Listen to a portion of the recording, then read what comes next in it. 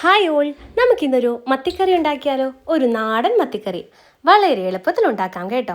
നമുക്ക് ആദ്യം സ്റ്റൗ കത്തിച്ച് അതിലൊരു പാൻ വെക്കുക. നമുക്ക് ആവശ്യത്തിനനുസരിച്ച് വെളിച്ചെണ്ണ ഒഴിച്ചതിന് ശേഷം അതിലേക്ക് ഉലുവയാണ് പൊട്ടിക്കുന്നത്. ഉലുവ പൊട്ടിയതിന് ശേഷം വെളുത്തുള്ളി, ഇഞ്ചി, പച്ചമുളക്, കറിവേപ്പില ഈ 4 ഐറ്റം കൂടി നമുക്ക് വഴറ്റിയെടുക്കാം. നന്നായി വഴറ്റിയെടുക്കുമ്പോൾ അതിന് കൂടുതൽ ടേസ്റ്റ് കിട്ടും. എന്ന് വെച്ചാൽ ആരും കരിയിച്ച് കളയരുത് കേട്ടോ. അതിലേക്ക് നമുക്ക് ആവശ്യത്തിനനുസരിച്ചിട്ടുള്ള മുളക് പൊടിയും സ്വല്പം മാത്രം മഞ്ഞൾപ്പൊടിയും ചേർക്കാവുന്നതാണ്. അതും നല്ല ബ്രൗൺ കളർ ആകുന്നത് വരെ ഇതുപോലെ ഇളക്കണം. അതിലേക്ക് വെള്ളവും പുളിയുമാണ് ചേർക്കേണ്ടത്. ഞാനിവിടെ യൂസ് ചെയ്യുന്നത് കുടംപുളിയാണ്.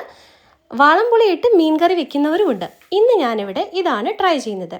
അതിലേക്ക് ഉപ്പും ചേർത്ത് ഇളക്കുമ്പോൾ പുളിയുടെ എല്ലാ സത്തും നന്നായി ഇളകി വരും.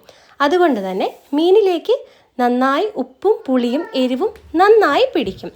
ആദ്യം നന്നാക്കി വെച്ച മീനിലേക്ക് ഇപ്പം തിളപ്പിച്ച ചാറൊഴിച്ച് പാകത്തിന് വെള്ളമൊഴിച്ച് നന്നായി തിളപ്പിച്ച് കറി വേവിക്കുക. വെന്ത് കഴിഞ്ഞാൽ നല്ല അടിപൊളി മീൻകറി റെഡിയാണ്.